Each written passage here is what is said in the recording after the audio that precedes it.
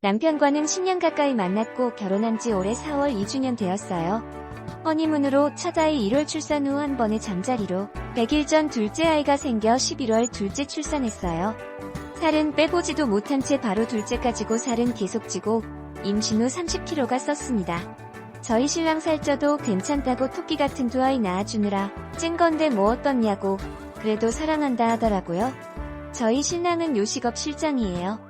사장한테 위임받아 직원관리 등등 전부 도맡아 하고 있어요. 나이는 31살이고요. 밑직원들은 4-50대고요. 그 사람들을 끌고 가게를 운영하자니 나이도 어리고 하니 깐보는 것도 있고 직원들과 술자리, 사장과 술자리 등등 가게 핑계를 대며 술자리가 일주일이면 5에서 6번, 귀가 시간은 3시 4시 일했어요. 애기들 전적으로 혼자서 먹이고 씻기고 재우고 동년생이다 보니 혼자서 버거워 울기도 많이 울고 남편한테 싫은 소리도 많이 했지만 미안하다. 못난 남편 만나 고생하는 거 다 알고 앞으로 잘하겠다. 이 말만 반복할 뿐 고쳐지질 않았어요. 애기들 아파 새벽에 전화하면 진동이라 몰랐다며 전화 받질 않았어요. 그렇길 몇 달째 작은 애 태어나기 전부터 그러고 다녔고 만삭 때도 혼자 집에서 큰애 보며 불평 아닌 불평도 많이 했고요. 그래도 그때뿐 전혀 나아지지 않았어요.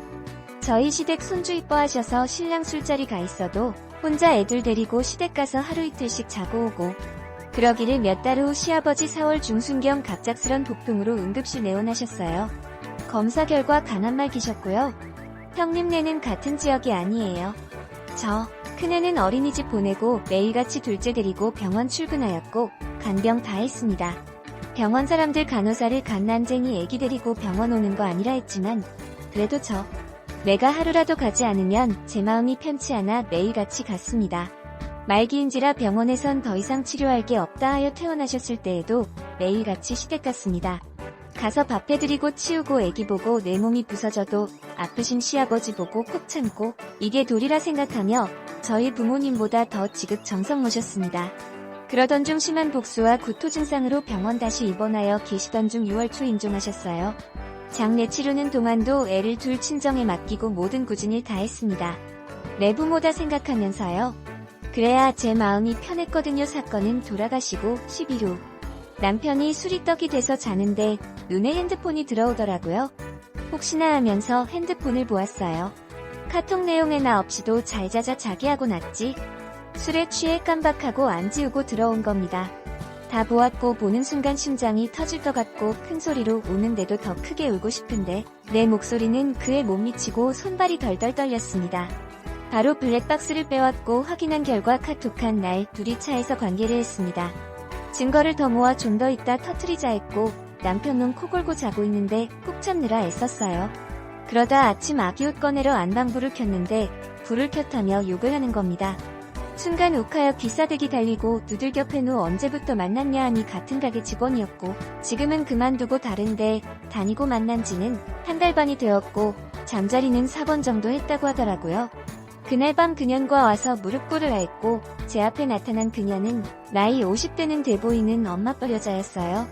우와, 진짜 그 자존심이란. 내가 얼마나 못났으면 저런 엄마뻘이. 그 순간에도 자기 나이는 42라고 말하더라고요. 알고 보니 나이는 52. 20살 차이 나는 엄마뻘이었어요. 이틀 동안 불러내어 무릎 꿇이고 싸대기 좀 날려주고 그래도 어린 아이들 생각하며 참아야지. 용서는 아니지만 마음 다스리며 참아야지 하였습니다. 남편 역시 개처럼 살겠다고 평생 죗값 치르며 살겠다고 한 번만 봐주라고 그리던 와중 통화 내역을 뽑았고 통화 내역은 그야말로 충격이었어요. 만남은 2월부터였고 집 문 앞을 나서며 출근하면서 5분에서 6분을 매일 같이 일하는 중간중간 5에서 6통 술자리에서 저에게는 진동이라 몰랐다고 할 때도 술 먹는 중간중간 술 먹고 집에 들어오기 전 보통 5분 6분 길게는 15분 30분 이렇게 통화를 해댔더라고요. 심지어 집에서 담배 피러 나가서도 애들과 제가 있는 한 집에서도 문자를 해댔고 출근 결과 저에겐 가게 일이 바빠 안 쉰다며 출근한다 하고 평상시 출근하던 때와 같이 나가 한 번은 둘이 바닷가를 가서 바람 쐬고 모텔 가고 한 번은 낮에 만나 밥 먹고 모텔 가고 술 먹고 일하다 온 것처럼 하다 들어온 놈입니다. 저는 지금 그 여자를 상대로 상간녀 소송을 하려 합니다. 그치만 그 소송은 길게는 1년 정도 걸리고 그러하면 잊고 싶어도 1년 넘게는 그년 생각을 해야 하고 그게 싫어.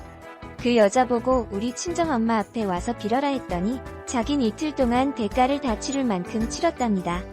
한 번만 더 연락할 시 저를 폭행죄로 형사고발을 하겠답니다. 갈비가 금이가 전치사주의 진단을 받아 고통 속의 치료를 받고 있다며 저 갈비 손도 안 댔는데 말입니다. 그러면서 소송을 걸려면 거래랍니다. 자긴 돈이 없으니 마음대로 하라며 맘 같아선 이 강아지도 같이 소송을 걸고 싶은데 제가 마음이 독하지가 못하나 봐요. 연애 포함 11년 동안 이 사람에 대해 많이 알고 있다 자부했는데 한 번도 보지 못한 이중 성격을 보았고 혼자 아이들 보며 고생했던 억울함 자기네 부모를 위한 헌신. 난 여태 뭐 했나 싶고 나를 정말 병구로 봤으면 그랬을까 싶고 그렇네요. 집에 있는 나보다 그 할매년이 얼마나 좋았으면. 사랑해. 나도 사랑해 소리짓거리며 차에서 즐기고 나는 땀 삐질삐질 흘리며 아이들과 씨름할 때 그 둘은 히히덕거리며 쪽쪽거리고 보고 싶다 잠깐 봤다 헤어져서 아쉽다. 앞으로 볼 날 많으니 등등 쪽쪽 둘이 차에서 하는 소리. 혼자서는 감당이 안 돼서 정신과 심리치료 받고는 있는데 많이 도움이 되지는 않네요. 그 후로 며칠 뒤 제가 상간녀 소송을 할 것 같으니 이 여자가 먼저 저를 폭행상해 죄로 형사고발을 했어요. 조사받고 왔고요. 마지막 조사 꾸밀 때 폭행은 당연 잘못된 거지만 만약 그 폭행으로 인해 벌을 받아야 한다면 벌을 받겠으며 합의 의사 없다 얘기하고 나왔습니다. 협박죄는 불기소 폭행상해는 기소 처리되어 지방법원 올라갔는데요. 벌금 최소 300에서 500 나올 거라는 주변 분들 얘기 듣고 벌금 내고 말지 하고 있었는데 검사분도 사람인지라 폭행 이유와 그런 것들을 보고 정상 참작을 하신 듯 30만원 벌금 내리셨네요. 이제 2년 차례인데 지금 제가 몸도 마음도 많이 지쳐있고 너무 힘이 들어 자꾸 하루하루 미뤄지네요. 이놈 또한 벌을 주고 싶은데 어떻게 하는 게 현명하게 대처하는 걸까요? 저도 비슷한 경험이 있죠. 초기 들어 블랙박스를 보니 차 안에서 둘이 나는 대화. 거참 너무 더러워 입에 담을 수도 없는. 어제 내가 당신 거기를 뭐 어쩌고 하는데 차마 귀를 잘라버리고 싶더라고요.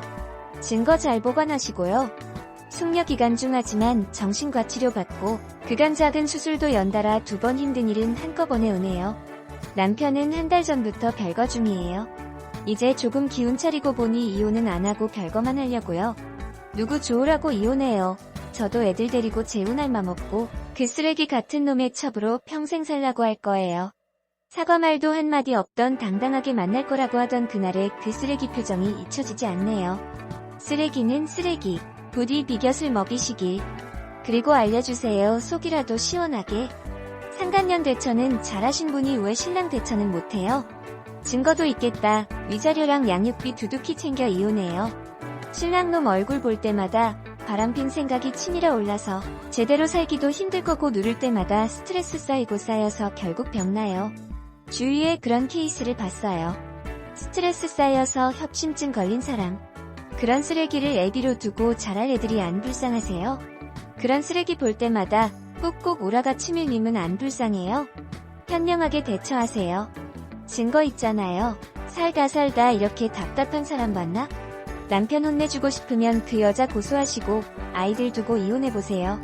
큰 복수는 이거고 그 다음 복수는 그 여자 고소하고 전 재산 뜯을 만큼 토하게 하고 남편 직장 다 잘리게 조용히 소문내고 이혼하는 거죠. 물론 아이들은 님이 키우시고요. 세 번째는 님도 힘든 길이긴 한데요. 그 여자 고소하시고 남자는 돈만 벌어오라고 내쫓고 들들 볶아대며 별거하는 거예요. 물론 별거하면서 또 바람 피우면 또 그 여자 고소하시고 사는 게 아니겠죠? 이봐요. 이혼할 생각도 없으면서 여기서 이러지 마시고 그 여자 고소하고 남편 의심하며 붙잡고 피말리며 사세요. 댁은 이혼 못해요. 아니에요? 살다 저런 더러운 놈도 드물다는 것만 아세요. 인두껍을 쓰고 시아버지 병간호까지 하나 내두고 바람난 남편.